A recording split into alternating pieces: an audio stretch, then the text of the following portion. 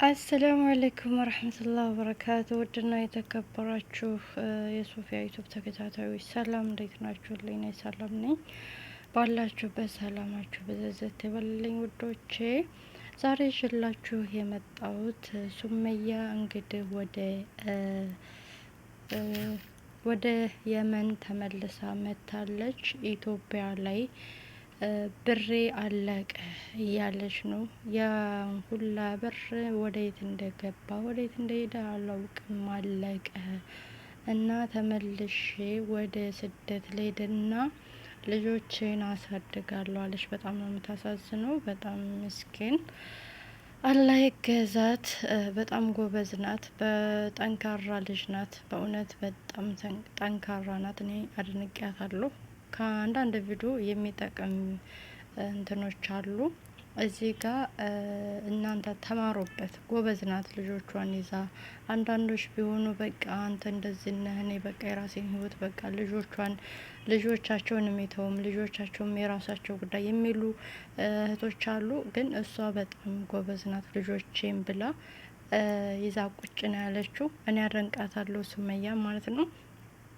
ትንሽ በጣም የሚከብደው ወደ የመን መምጣቷና እንደገና ሰው ቤት ተቀጥሬ መስራት ፈልጋለሁኝ ልጆችን ይዤ ምናምን የምትለው ይሄ በጣም ይከብዳል። ያው እንግዲህ አላህ ይርዳት፣ አላህ ይገዛት ነው የምለው። ሌላ ምንም አልልም። እዚህ ጋር ሰኢድ አጥፍቷል፣ ብዙ ነገር ነው ያጠፋው። ምክንያቱም ሁለተኛ ማግባት ማለት ቀላል አይደለም። ሁለቱንም በደንብ መያዝ አለበት። ሁለቱንም ማስተዳደር አለበት። ሁለቱንም በስርዓት እንትን ማለት አለበት።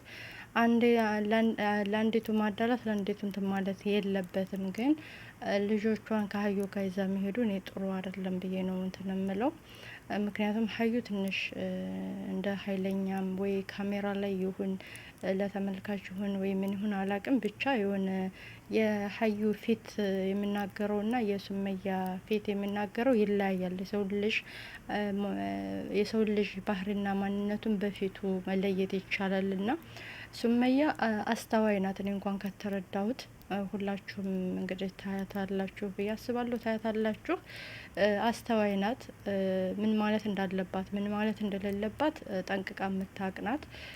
ለወደፊት የምታስብ ናት። ነገ ዛሬ እንደዚህ ቢሆን ነገ ምን ሊሆን ነው የሆነ በቃ ታስባለች ያርቃ። ጎበዝ ናት። ሀዩ ግን ዝም ብላ እንደሆነች ነው የተረዳሁት።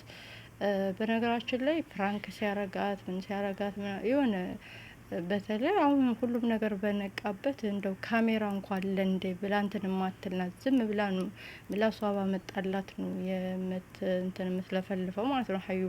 ሱመያ ግን ረጋ ብላ አሁን ለልጆቿ ብላ ነው እየተሰቃየች ያለችው።